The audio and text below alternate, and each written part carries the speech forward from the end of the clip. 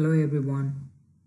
In this lecture I am going to talk about the Norma Lateralis, which is appreciating the osteology of the lateral aspect of the skull. The competency I am going to cover is AN 26.2, describe and demonstrate the features of Norma Lateralis. First of all, we are going to look at the central region of the Norma Lateralis. So the central region of the Norma Lateralis in fact comprises the temporal fossa, zygomatic arch, the external acoustic meatus, the stylomastoid region, infratemporal and Temporal Fossa. In order to see the infratemporal and Temporal Fossa, so we need to remove the mandible, and also the zygomatic arch also needs to be dismembered. First of all, let's look at the temporal fossa. The temporal fossa lies above the zygomatic arch, and the fossa is bounded above and behind by the temporal lines. In front, there is going to be the temporal surface of the zygomatic bone, and there is also the greater wing of the sphenoid as adjoining part. Inferiorly and posteriorly, there is the supramastoid crest of the temporal bone. Below and in front, it becomes continuous with the infratemporal fossa through a gap that is present between the side of the skull and the zygomatic arch. Looking at the anterior part of the floor, so the anterior part of the floor of temporal fossa actually presents a H-shaped figure. That's actually a suture that is known as the Asterium. So here four bones, that is the parietal bone, frontal bone, temporal bone and the greater wing of the sphenoid. These four bones meet here. So the horizontal limb of the suture, H-shaped suture, is formed by the anteroinferior angle of the parietal bone. And also there is the tip of the greater wing of the sphenoid bone. So the exact center point of the Asterium, it is an important landmark for the surgeons because the center lies about 4 cm above the zygomatic arch and 3.5 cm behind the frontozygomatic suture. So immediately beneath the center of this area, that is Asterium, there lies the anterior division of the middle meningeal vessels, and there is also the stem of the lateral sulcus of the brain, the lateral sulcus, which is also known as the Sylvian point.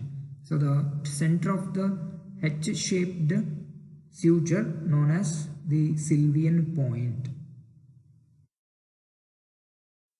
The temporal fossa is contributed by four bones: parietal bone, greater wing of sphenoid, and the squamous parts of frontal bone and the temporal bones. Now let's talk about the temporal lines. So the temporal lines actually forms the upper limit of the temporal fossa. And these lines, they arch upwards and backwards from the zygomatic process of the frontal bone, and they arch across the parietal bone. And as they cross the parietal bone, they split into two. So one is superior, that's known as the superior temporal line, and the other one is inferior, known as the inferior temporal lines. And these two lines are separated by only a very small distance. So if you trace these temporal lines posteriorly, the superior temporal line actually fades away, but the inferior temporal line actually is prominent, and it curves downwards and forwards across the squamous part of the temporal bone, and it is known as the supramastoid crest. And this supramastoid crest becomes continuous with the posterior root of the zygomatic process. The muscle that is present here in the floor of the temporal fossa is the temporalis muscle. So this muscle takes origin from most of the temporal fossa, and it extends up to the inferior temporal line, and the periphery of the fossa that includes the superior temporal line gives attachment to the fascia that covers the temporalis muscle, known as the temporalis fascia. Now let's talk about the zygomatic arch. The zygomatic arch is actually palpable through the skin and is a very important bony landmark. It lies nearly horizontally and it is placed between the temple and the cheek. What bones form the zygomatic arch? The two bones contributing to the zygomatic arch, and there is articulation between the two bones. So the bones that contribute to the zygomatic arch are the temporal process zygomatic and the zygomatic process of the temporal bones. There exists a gap, as you can see, between the zygomatic arch and the side of the skull. So through this gap, like I mentioned, there is continuity between the temporal fossa and infratemporal fossa, and the tendon of the temporalis muscle actually passes downwards for its insertion into the coronoid process of the mandible. The zygomatic arch has got a sharp upper border. It is obscured by the attachment of the temporal fascia. And the lower border of the zygomatic arch, it provides origin to the masseter. So the muzzle takes origin also from its deep surface. The arch, it stands away from the rest of the skull, separated from it by a gap, which is deeper in front than behind. So anteriorly, the arch is crossed obliquely downwards and backwards by the zygomatic or temporal suture. The zygomatic process of the temporal bone widens posteriorly as it approaches the squamous part, and it divides into anterior and posterior roots. The anterior root passes medially in front of the mandibular fossa into the smooth articular tubercle, the anterior boundary of the fossa. The posterior root passes backwards lateral to the fossa, and its upper border becomes continuous with the supramastoid crest of the temporal bone. Now let's look at the anterior root of the zygomatic arch. So the anterior root of the zygomatic arch actually springs from the zygomatic process, and it is actually marked by a small tubercle, which is often known as the tubercle of the root of the zygoma, which receives the attachment of the fibers of the lateral ligament of the temporomandibular joint. So this tubercle, which is the tubercle of the root of the zygoma, is actually palpable immediately in front of the head of the mandible. Behind the mandibular fossa is where the head of the mandible fits. Behind this there is a small downward projection from the posterior root of the zygoma, that is known as the postglenoid tubercle. And this postglenoid tubercle actually meets the tympanic plate at the anterosuperior part of the orifice of the external acoustic meatus. And its anterior aspect actually takes a small part in the formation of the mandibular fossa. The next bony feature I'm going to talk about is the external acoustic meatus. So it opens immediately below the posterior part of the posterior root of the zygoma. Its margins are roughened, especially below and in front, by the attachment of the cartilaginous segment of the meatus. The upper margin and the upper part of the posterior margin are actually formed by the squamous part of the temporal bone. Thus the rest is formed by the tympanic part of the temporal bone. The squamotympanic suture, it lies antero-superior to the opening, but the suture on the posterior wall, it is usually obliterated in adults. Below the meatus, the tympanic plate is drawn downwards, forming a somewhat triangular roughened area. So immediately above and behind the meatus, there's frequently a small depression, which is a bony spicule. It's known as the supramiatal spine. It's present in its anterior margin. So this actually lies within the area of something called supramiatal triangle. The supramiatal triangle, it is bounded above by the supramastoid crest.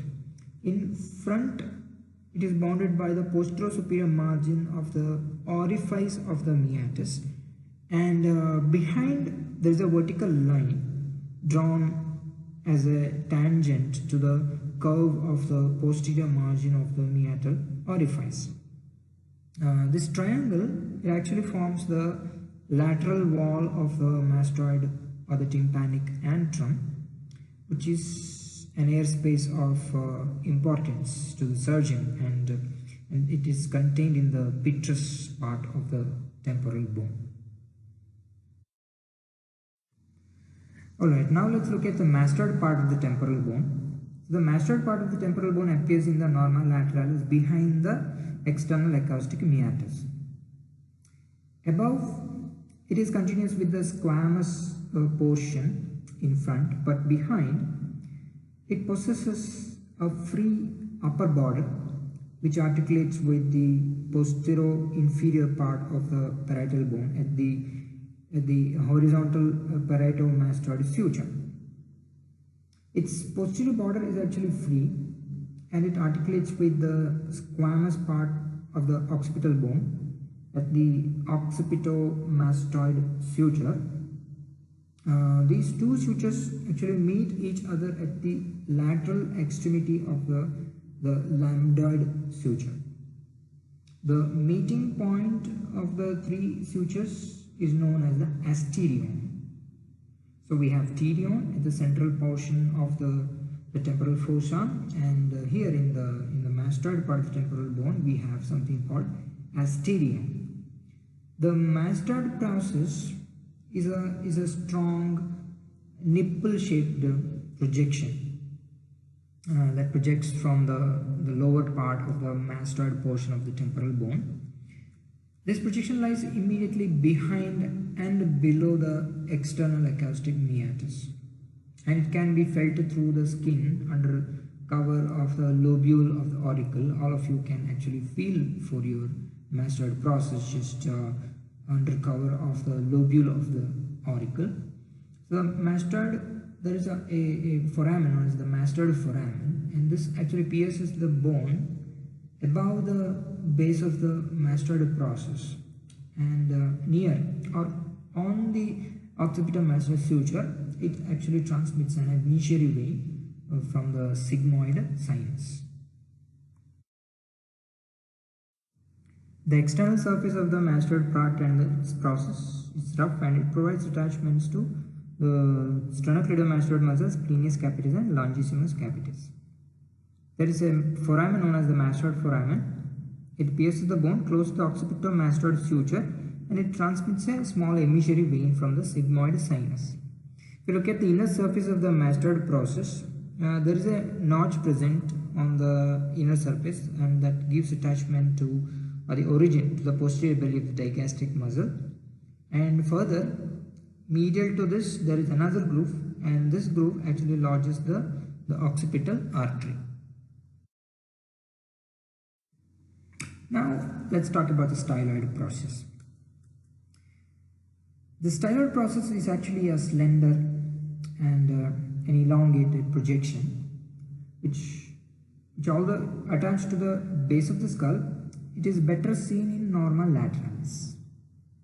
It lies at a short distance in front of the mastoid process, but on a slightly deeper plane. Its base being partly ensheathed by the lower margin of the tympanic plate, and this process is directed actually downwards, forwards and slightly medial, and its tip is usually hidden by the posterior margin of the ramus of the mandible when the mandible is in place. From its extremity, the stylohyoid ligament, from the tip we have the stylohyoid ligament passes downwards and forwards to the lesser corner of the hyoid bone. So this is the styloid process. This is the stylomastoid foramen, which is basically present in the Norma basalis. It is located between the styloid process and the mastoid process. The styloid process is actually broken here. So you can see the stylomastoid foramen just behind and lateral to the base of the styloid process. The facial nerve exits the skull through the stylomastoid foramen.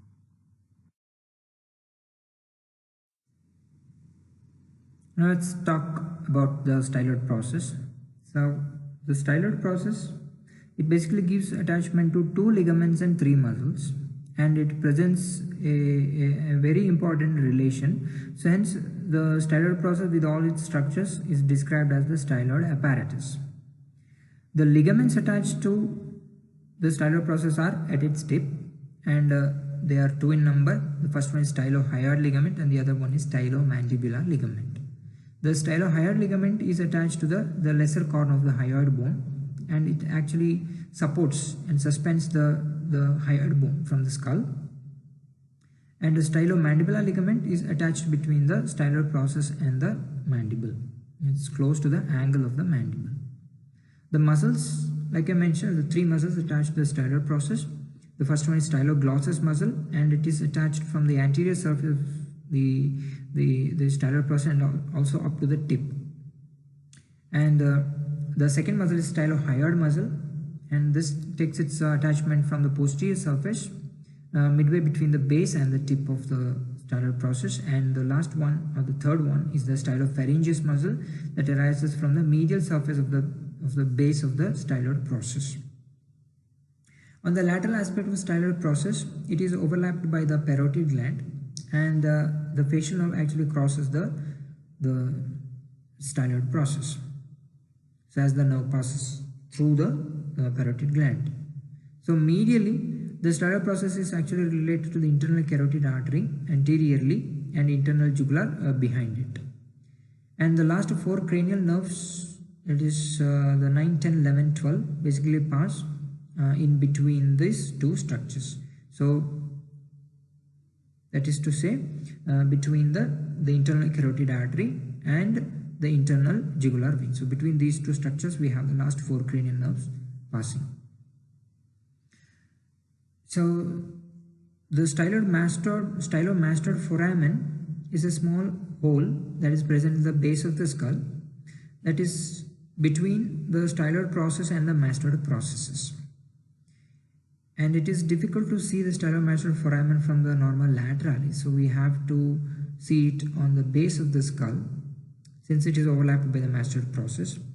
So this is a very important foramen as it transmits the facial nerve, and along with it there is stylomastoid artery. So if you revise the course of facial nerve, you will remember the point of the exit of the facial nerve is through the stylomastoid foramen, which is present in the base of the skull between the styloid process and the mastoid process.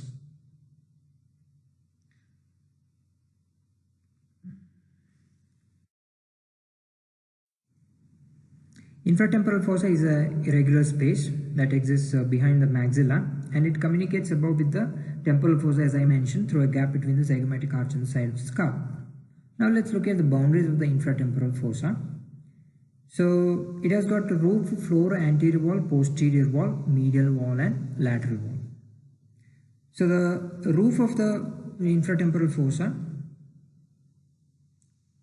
medial to the communication of this space with the temporal fossa, the roof is formed by the infratemporal surface of the greater wing of the sphenoid and also adjoining part of the squamous temporal bone. In this situation, the greater wing of the sphenoid is pierced by 2 foramina, the foramen ovale and the foramen spinosum. The floor of the infratemporal fossa is open. There is no any bony structure closing the floor inferiorly. The anterior wall of the the infratemporal fossa is formed by the posterior surface of the body of the maxilla bone, and here the maxilla bone presents a groove in the upper part for the maxillary nerve. Between the greater wing of the sphenoid and the maxilla, the fossa basically communicates with the orbit, and this communication is through the inferior orbital fissure. The posterior wall of the infratemporal fossa is again open. Looking at the medial wall of the infratemporal fossa, the medial wall is basically formed by the lateral pterygoid plate, and there exists a pterygomaxillary fissure between the lateral pterygoid plate and the body of the maxilla, and through this pterygomaxillary fissure, the infratemporal fossa basically communicates with the pterygopalatin fossa. It lies deep to the pterygomaxillary fissure. The lateral wall of the infratemporal fossa is formed by the ramus and the coronoid process of the mandible. So these are the boundaries of the infratemporal fossa. See, the pterygopalatin fossa, it is a small pyramidal space that is situated below the apex of the orbit, and this fossa communicates with the infratemporal fossa through the pterygomaxillary fissure. With the nasal cavity, it communicates through the Spinopalatin Foramen, and it communicates with the orbit through the medial end of the inferior orbital fissure. There is a foramen known as Foramen Rotundum. This foramen opens on the posterior wall of the pterygopalatin fossa, and we have the maxillary nerve running forwards and laterally from this foramen rotundum, and we can see it running across the upper part of the fossa, and this structure, that is the maxillary nerve coming out from the foramen rotundum, is the most important of the contents of the pterygopalatin fossa. Now let's look at the communications of the infratemporal fossa. The infratemporal fossa, like I already mentioned, communicates above with the temporal fossa. Anteriorly, it communicates with the orbit through the inferior orbital fissure. Medially, it communicates with the pterygopalatin fossa through the pterygomaxillary fissure. Now let's look at the contents of the infratemporal fossa. So the infratemporal fossa basically consists of three muscles: the lower part of the temporalis muscle, lateral pterygoid muscle, and the medial pterygoid muscles. So the muscles I just mentioned are muscles of mastication. There are 4 muscles of mastication. Apart from the 3 found in the infratemporal fossa, we also have masseter as one of the members of the muscles of mastication. So the muscles of mastication are masseter, temporalis, medial pterygoid, and lateral pterygoid muscles. So out of the muscles of mastication, we find 3 of them in the infratemporal fossa. Those are the temporalis, lateral pterygoid, and medial pterygoid muscles. The nerves that we find in the infratemporal fossa are the mandibular nerve with its branches, maxillary nerve, and the chorda tympani nerves. Apart from this, we find the otic ganglion and its connections in the infratemporal fossa. The vessels that we see here are the maxillary artery and its branches, and also we find the corresponding veins, the pterygoid venous plexus. So the boundaries of the pterygopalatin fossa. So anteriorly, there is going to be the upper part of the posterior surface of the body of the maxilla. Posteriorly, there is the root of the pterygoid process, and along with that, there is the anterior surface of the greater wing of the sphenoid also contributing to the posterior boundary. Above, the pterygopalatin fossa communicates in the lateral part with the orbit through the medial end of the inferior orbital fissure. Medial to this communication, the fossa is bounded by the body of the sphenoid bone, and also there is going to be the orbital process of the palatine bones. Inferiorly, the pterygopalatin fossa forms the apex of the pterygopalatin fossa, and it is actually closed. So here we have the meeting of the anterior and the posterior walls. So the medially boundary of the pterygopalatin fossa is formed by the perpendicular plate of the palatine bone along with its orbital and sphenoidal processes. Laterally, the pterygopalatin fossa communicates with the infratemporal fossa through what is known as the pterygomaxillary fissure. So this fossa, the pterygopalatin fossa basically has communications or openings, and there are 5 such openings, and also it has 2 fissures. So we'll see the openings and the fissures of the pterygopalatine fossa in detail. So what are the openings of the pterygopalatine fossa? So there are 3 openings in the posterior wall and 1 opening in the medial wall and 1 opening at the apex of the fossa. So the 3 openings in the posterior wall are foramen rotundum for the maxillary nerve, anterior opening of the pterygoid canal that transmits the pterygoid vessels and the nerves, and palatino-vaginal canal that is for the pharyngeal vessels and nerves to pass. So these openings are present from the lateral aspect to the medial aspect. 3 openings from lateral to medial: foramen rotundum, anterior opening of pterygoid canal, and palatino-vaginal canal.